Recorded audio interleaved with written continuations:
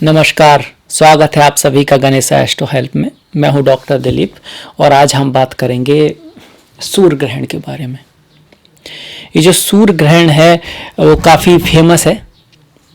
हमारे यहाँ पर ग्रहण बहुत समय से फेमस है और जो ज्योतिष है वो हमारे ऋषि मुनियों की दी हुई एक परंपरा है, ज्ञान है, जिससे हम एक विचार रख करते हैं, एक भविष्य में क्या होगा उसको जानने का, उसे सुधारने का, उसका प्रयास करते हैं। तो जिन लोगों को ज्योतिष पसंद है, जिन लोगों को इस पर विश्वास है, उन्हीं के लिए कार्यक्रम है भी।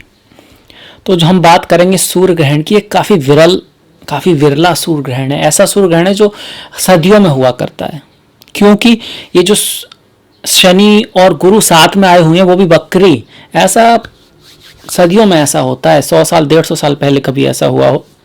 उसके साथ साथ इनके साथ ही जो इतने सारे ग्रह वक्री हैं, गुरु और शनि तो वक्री हैं ही, इनके साथ साथ बुध का वक्री होना, शुक्र का वक्री होना, राहु केतु तो वक्री हैं ही। तो मंगल को छोड़कर सभी ग्रह वक्री, सूर्य चंद्र का भी वक्री होते नहीं है। तो काफ़ी महत्वपूर्ण ग्रहण है और ये आपका रविवार को 21 जून को होगा, सुबह 10:20 से और करीब 1:50 तक। समय स्थान के अकॉर्डिंग अलग अलग होगा। ये जो समय है ये इंडिया में भी थोड़ा थोड़ा अलग हो सकता है, बाहर तो और अलग अलग होता जाएगा हर कंट्री में। तो समय वो सब बदलेगा। ड्यूरेशन जो है, जो समय जो लग रहा है वो भी कम ज़्यादा होगा जहाँ पर ग्रहण पड़ रहा है उसके अकॉर्डिंग। भारत में पड़ेगा, यूरोप में पड़ेगा, अमेरिका में पड़ेगा, तो काफ़ी हद तक इनको प्रभावित करेगा। जहाँ पर ग्रहण दिखता है, मतलब पढ़ने का मतलब मेरा वही, तो वहाँ पर ही उसका प्रभाव होता है, ऐसा हमारा ऋषि मुनियों का मानना है। जहाँ नहीं दिखता है वहाँ उसका असर नहीं होता है। पर इंडिया में ये क्योंकि दिख रहा है, भारत में ये दिख रहा है, हमारे भारतवर्ष में, तो इस पर असर होगा। असर दोनों ही तरह का होगा ग्रहण का। ऐसा माना जा रहा है, ऐसा माना गया है कि कोई बड़ी महामारी अगर चलती आ रही है तो उसमें हो सकता है थोड़ा कमी आए, हो सकता है कुछ 1 महीने बाद 2 महीने बाद कुछ थोड़ा सा कोई चीज़ निकल के आए। और बाकी जब सूर्य ग्रहण पड़ता है तो सरकार, सूर्य किसको दिखाते हैं? आत्मा को। अगर हम पर्सनल रूप पे देखें तो आत्मा को, वैसे सूर्य दिखाते हैं राजा, सरकार, बड़े लोग, गवर्नमेंट, सब जो बड़ी बड़ी पोस्ट है। अब जैसे स्कूल है तो उसमें हेडमास्टर वहाँ के सूर्य हो गए। अगर कोई ऑफिस है तो उसका जो हेड है वो हो गया। तो हर जगह सूर्य जो टॉप पर जो लोग होते हैं, वो जो कमांड करते हैं, जो ऊपर होते हैं वो, तो उनके लिए थोड़ा सा ये है कि काफ़ी संघर्ष आएगा उनके जीवन में, चाहे वो प्रदेशों की सरकार हो या गवर्नमेंट की सरकार हो।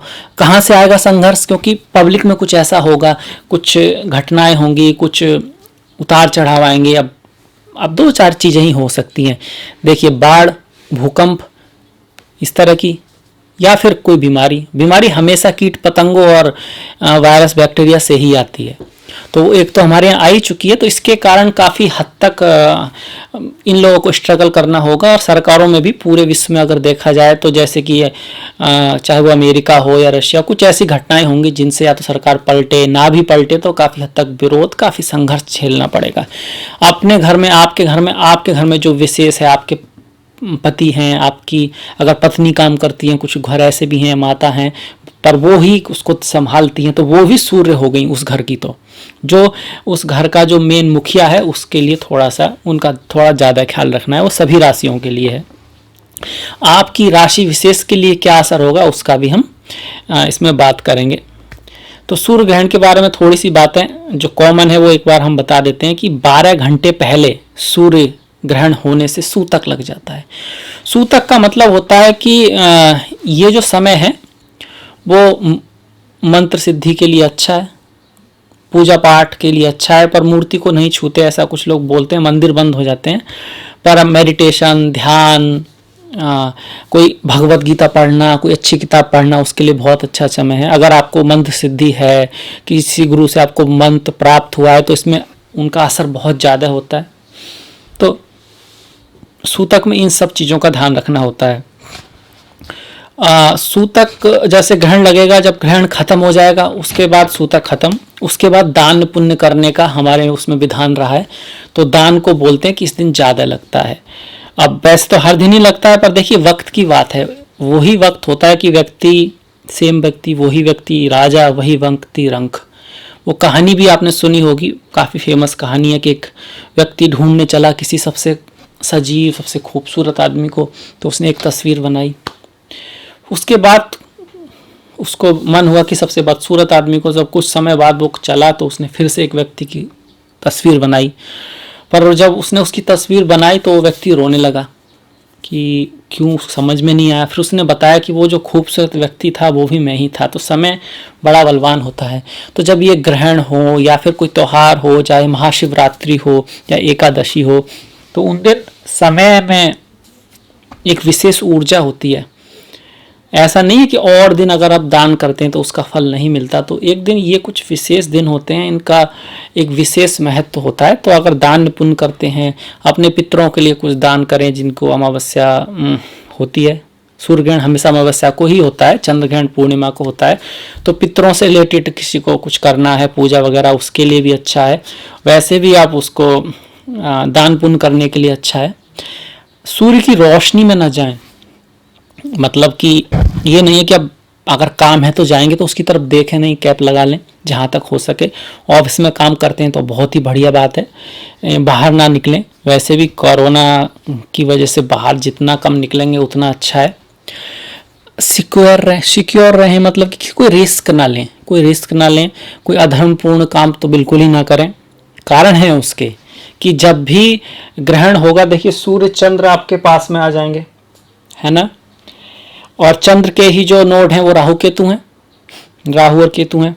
तो उस दिन ना थोड़ा सा सभी व्यक्तियों का जो सोच होती है, थोड़ा सा गुस्से में हो सकते हैं, एग्रेसिव हो सकते हैं। और आपने अगर कुछ ऐसा किया, प्रैक्टिकली आप सोचिए, तो चूंकि सभी लोग थोड़े से ग्रहण के प्रभाव में, आपका हो सकता है कि आपको कुछ ज़्यादा ही उसका फाइन भरना पड़ जाए, बात राई से पहाड़ हो जाए, बहस झड़ जाए, क्योंकि सभी लोग थोड़े से एग्रेसिव होंगे, सभी लोग थोड़े से अनबैलेंस होंगे। तो इसे सोचकर हमारे ऋषि मुनियों ने कहा कि भैया एक दिन घर में बैठ लो, पूजा पाठ करो, कोई प्लान बना सकते हो, कोई बड़ा निर्णय ना लो। वो भी इसीलिए कहा है कि आपका जो मस्तिष्क है वो थोड़ा सा उद्विग्न रहेगा, तो उस दिन बड़ा निर्णय नहीं लेना चाहिए। अब क्या सभी का रहेगा? नहीं, ऐसा नहीं है। जिन व्यक्तियों की उन ग्रहों की महादशा चल रही है जो इस ग्रहण में प्रभावित हो रहे हैं, जैसे कि सूर्य, चंद्र, राहु के साथ साथ बुध अगर वहाँ पर हैं, उनकी चल रही है, तो फिलहाल उस टाइम थोड़ा सा ध्यान रखना होगा, क्योंकि बुध भी वहीं पर रहेंगे। इसके अलावा मंगल, शनि क्योंकि मलेफिक होते हैं, उसका भी थोड़ा सा आप ध्यान रखें। उन लोगों की को थोड़ा ज़्यादा ध्यान रखना है। अगर आपकी अच्छी महादशा चल रही है, आपकी कुंडली काफ़ी मजबूत है, तो हो सकता है आप इसका कोई प्रभाव ना देख पाएँ, मतलब ऐसा कि जिसे आप महसूस कर पाएँ। और अक्सर लोगों के साथ ऐसा ही होता है, कुछ ही लोगों पर इसका प्रभाव होता है। पर ये बड़ी घटना है जिसका विश्व पर प्रभाव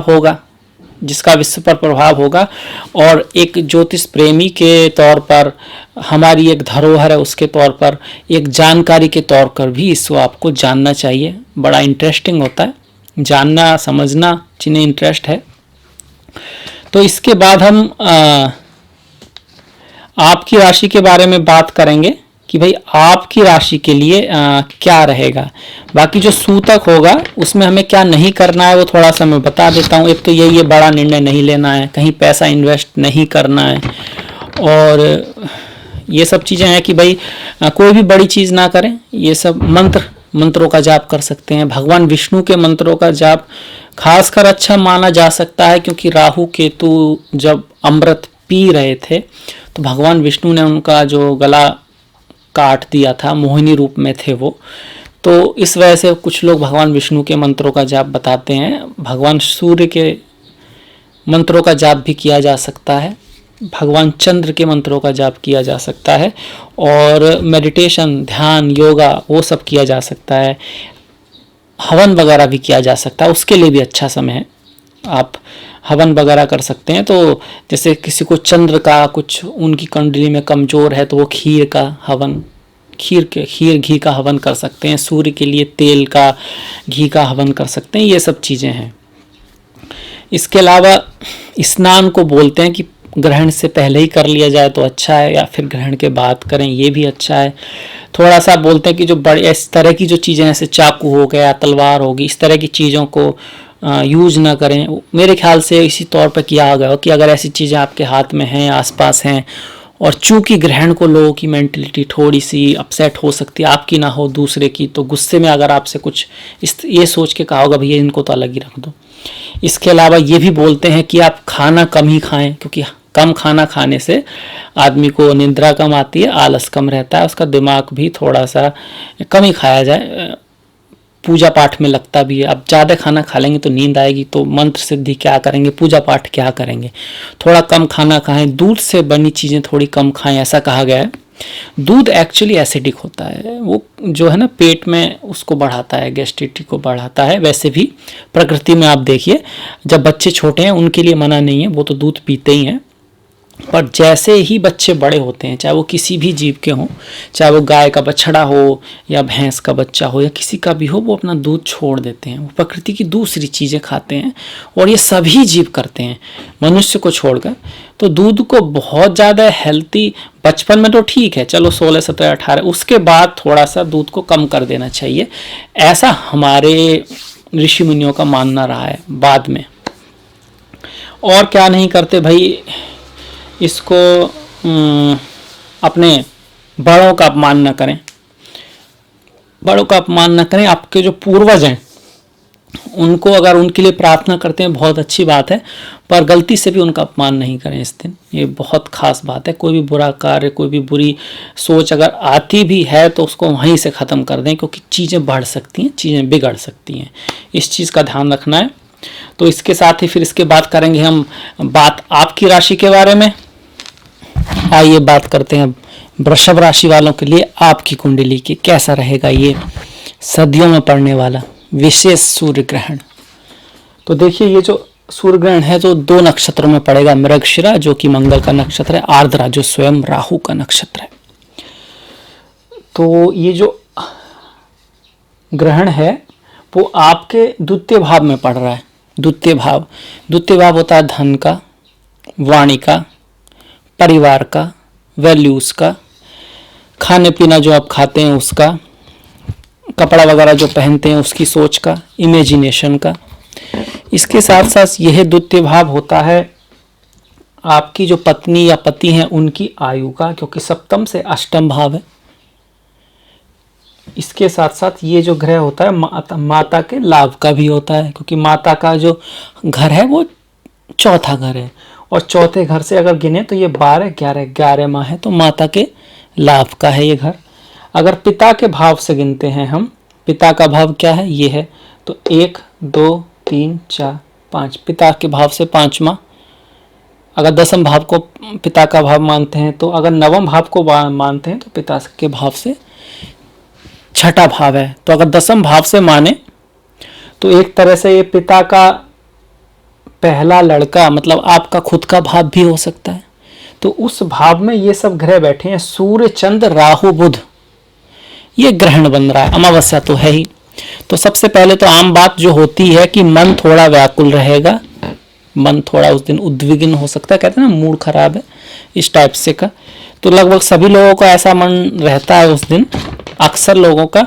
तो इसलिए कहा जाता है कि कोई बाहर कोई बड़ा रिस्क ना लें, कोई बड़ा काम ना करें, कुछ उल्टा सीधा भी ना करें, क्योंकि अगर कहीं फंस गए तो हो सकता है कि भाई पुलिस वाले का भी मूड खराब हो, कुछ 2-4 ज़्यादा, आप समझ ही गए। तो ऐसे में शांति रहो तो बहुत अच्छा है। धन के भाव में बन रहा है, वाणी के भाव में बन रहा है, धन का ख्याल रखना है, वाणी का ख्याल रखना है, बहुत मीठा बोलना है, बोलना ही नहीं है, अवॉइड कर देना। अगर कोई बात होती भी है तो बात बढ़ सकती है, राई का पहाड़ हो जाए क्या पता। और ये सब होने की बात है तभी अगर आपकी कुंडली में ये ग्रह अच्छी स्थिति में नहीं है और इसकी दशा महादशा चल रही है। अगर ऐसा नहीं है तो आप नॉर्मली हो, जैसे नॉर्मल दिन होता है थोड़ा सा बस ऐसे ही निकल जाएगा। सूर्य को नहीं देखना है, सूर्य को नहीं देखना है। कई बार ग्रहण देखने से आंखों पर असर पड़ता है और बातें निकल कर आती हैं 10-15 साल बाद। कोई आपको फिर आप कुछ मतलब कि आपके हाथ में कुछ नहीं रहेगा उस टाइम। तो फिलहाल से सूर्य को सीधा ना देखें, सूर्य को सीधा ना देखें, खास करके चश्मे से भी ना देखें। वो जो बोलते हैं ना काला चश्मा लगा के इस टाइप, अगर जहाँ तक हो सके तो ना देखिए। धन की हानि का योग बन रहा है, धन की हानि का योग बन रहा है। पर एक खास बात है कि मृगशिरा में जब ये बनेगा आपका ग्रहण, तो मृगशिरा मंगल का नक्षत्र है, मंगल 11वें भाव में है, तो 5-7 दिन थोड़ा धन की हानि का योग है। उसके बाद आपके धन लाभ के भी योग बने हुए हैं, क्योंकि मंगल जब 11वें भाव में होते हैं तो रियल एस्टेट से, बड़े भाई से, आपका जो बड़ा सर्किल है उससे, आपकी जान पहचान से लाभ करा सकते हैं। हालांकि बड़े भाई के साथ थोड़े संबंधों में प्रॉब्लम ला सकते हैं यहाँ से मंगल, और मंगल की जो दृष्टि सूर्य चंद्र पर आ रही है तो अधैर्यता, गुस्सा और वाणी में थोड़ी उग्रता ला सकते हैं, वाणी में थोड़ी उग्रता ला सकते हैं, इन बात का ध्यान रखना होगा। वैसे ओवरऑल आपकी कुंडली में मालव्य योग बना हुआ है, शुक्र लग्न में है, अपनी ही राशि में है, मालव्य नाम का महापुरुष योग। शुक्र तो स्वयं माता लक्ष्मी के प्रतीक हैं, जो धन को दिखाती हैं, ऐश्वर्य को दिखाती हैं, काम को दिखाते हैं, जो भी भौतिक चीज़ों की दुनिया में भौतिक चीज़ें वो सभी शुक्र के अधीन है। तो शुक्र आपकी कुंडली में फिलहाल में अपनी ही लग्न का स्वामी लग्न में बहुत बढ़िया चल रहा है, पर कुछ दिनों तक अभी वक्री चलेगा। तो पुराने रिश्ते, पुराना दोस्त, पुरानी चीज़ें जिंदगी में वापस आ सकती हैं, काम भी आ सकती हैं। पुराने लोग आपके साथ काम आएंगे, पुराने कॉन्टैक्ट काम आएंगे, उनके थ्रू ही कोई नया काम किया जाए तो उसमें ज़्यादा सफलता मिलेगी। क्योंकि शनि भी वक्री हैं जो कर्म को दिखाते हैं, गुरु भी वक्री हैं जो गुरु को, विद्या को, बड़े भाई को दिखाते हैं। तो उन चीज़ों में भी जो पुरानी चीज़ें हैं, पुरानी चीज़ों के थ्रू पुरानी चीज़ों को अरेंज करने का टाइम है, सोचने का समय है। नया प्लान बनाने से पहले, पहले जो हुआ है उसमें क्या गलती हुई, क्या कमी हुई, उसको विचार करने का समय है। तभी तो आप नया प्लान ढंग से बना पाएंगे, नहीं तो वो गलती आप फिर से कर सकते हैं। तो ताकि ये गलती ना हो, बैठ के समझने का समय है। जब ग्रह वक्री होते हैं ये समय होता ही इसलिए कि आप बैठें, देखें, समझें, पहले प्लानिंग करें, सोचें, उसके बाद कुछ करें। क्योंकि अगर आप करते ही रहेंगे जैसे कि आजकल हम लोग कर रहे हैं, और उसके कारण ये पॉल्यूशन बढ़ गया है, भारत में पॉपुलेशन बढ़ गई है, क्योंकि हमने कभी सोचा ही नहीं, बैठकर एक रेस से में शामिल हो गए, तो उसका निर्णय अंत में जो होता है ऐसा निर्णय खराब ही होता है। तो सोच समझ के कोई निर्णय लें, और ग्रहण वाले दिन, ग्रहण के 5-7 दिन बाद तक कोई बड़ा निर्णय ना लें तो अच्छा है। तो ये था हमारी तरफ से ग्रहण के बारे में विशेष। बाकी शुक्र का सप्तम भाव में को देखना आपके लिए शादी विवाह के बड़े तगड़े योग बने हुए हैं। इसके साथ साथ जो गुरु हैं, गुरु की जो लग्न पर दृष्टि है आपके लिए अच्छी है। गुरु का नवम में बैठना भी यात्रा वगैरह के लिए अच्छा है, और भाग्येश का भाग्य भाव में बैठना भी आपके लिए अच्छा है। हालांकि शनि नवम में है और मंगल जो है वो 11 में है, तो एक्शन और रिएक्शन में थोड़ा बैलेंस ना हो पाने के कारण कुछ गड़बड़ आ सकती है। मतलब कि कुछ ऐसा हो सकता, अनटाइमिंग हो सकती है, कुछ चीज़ों में टाइम पे ना हो, चीज़ों में अनटाइमिंग की वजह से कुछ प्रॉब्लम क्रिएट यहाँ पे हो सकती है। उतना लाभ उससे ना ले पाए जितना ले सकते थे अगर चीज़ें टाइम पर हो पाती। क्योंकि टाइम, ये समय शनि है, काल है समय, और मंगल जो है गति है। तो काल में और गति में थोड़ा सा यहाँ पे टेंशन आ रहा है। मंगल और शनि की आपस में बहुत ज़्यादा मित्रता नहीं है। तो ये था मेरी तरफ से आपके सूर्य ग्रहण का स्पेशल रिजल्ट। अगर आपको क्या बोलते हैं रेमेडी यही है, देखिए मंत्र जाप करना सूर्य का या चंद्र का, भगवान विष्णु की पूजा करना, भगवान शिव की पूजा करना, या फिर आपके जो इष्ट हैं, आपके जो आराध्य हैं उनकी पूजा करना। इस टाइम में जितना हो सके बाहर ना जाना, रिस्क ना लेना, सूर्य को ना देखना, यही इलाज हैं इसके। आप भगवान विष्णु के भक्त हैं तो विष्णु सहस्त्र नाम पढ़ सकते हैं, शिवाष्टक पढ़ सकते हैं, भगवान शिव के जो मंत्र हैं वो महामृत्युंजय पढ़ सकते हैं, जो भी जिसमें आपका मन रमता हो। अगर आप माता के भक्त हैं तो आप उनके मंत्रों का जाप कर सकते हैं। यही उस चीज़ के लिए अच्छा समय है, मेडिटेशन के लिए, योग के लिए। जैसे आपको किसी ने बताया हुआ है कि ये जो मंत्र है इसको अगर 1000 बार करते हैं तो इस तरह का रिजल्ट होता है। आपने किसी योग पुरुष से मंत्र लिया है तो अगर आप करते हैं उसको इस दिन, ग्रहण वाले दिन, तो इसका असर ज़्यादा होगा। ग्रहण के बाद दान पुण्य का बड़ा महत्व है। ग्रहण जैसे ही समाप्त होता है उसके बाद गरीब लोगों में जिसको ज़रूरत है उनको कोई दान पुण्य किया जाए, अपने माता पिता, अपने जो पूर्वज हैं उनके लिए कुछ पुण्य किया जाए, तो उसका भी बड़ा महत्व है। तो ये कुछ चीज़ें हैं जो आपको करनी चाहिए। तो ये था मेरी तरफ से वृषभ राशि वालों के लिए सूर्य ग्रहण जो कि 21 जून को पड़ रहा है, उसका क्या रिजल्ट हो सकता है। अगर आपको पसंद आया हो तो लाइक कीजिएगा, सब्सक्राइब कीजिएगा, शेयर कीजिएगा, ताकि दूसरे लोग भी इसका लाभ उठा पाएँ। जो घंटी वाला जो बटन है उसको दबाना मत भूलिएगा। मिलेंगे फिर नेक्स्ट वीडियो में, तब तक के लिए नमस्कार।